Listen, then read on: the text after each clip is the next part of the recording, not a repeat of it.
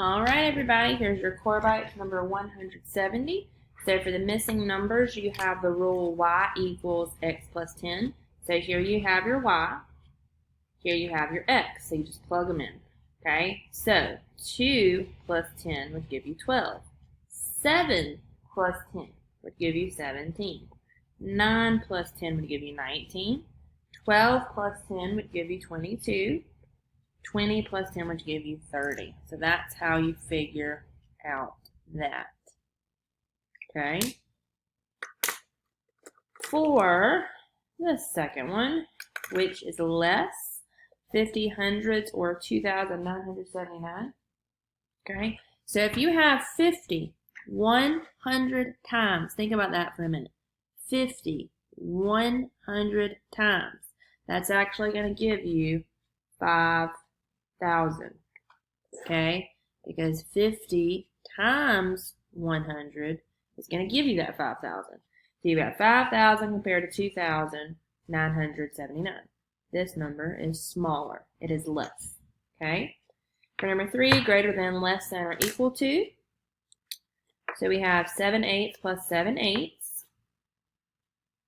Okay? So that would give you 14/8, right? So what do you have the number 2? So if you try to divide 14 by 8, okay, try to make that into a mixed number. So if you divide, and I know you know that 8 times 2 gives you 16, but this is 14. So 8 times 1 would give you 8.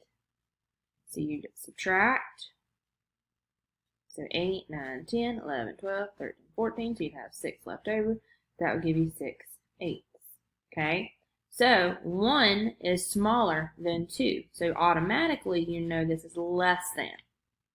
But you had to do a little work to figure that out. For the next one, 5 years plus 3 years and 7 months equals how many years and how many months? Okay, so you just add your units you know together. So you know 5 years, 3 years would give you 8 years, and then 7 months. For the last one, oh, this is a good one for geometry with shapes. So it says true or false, all squares are rectangles. All squares are rectangles. All right, so a square has 4 sides. A rectangle has 4 sides.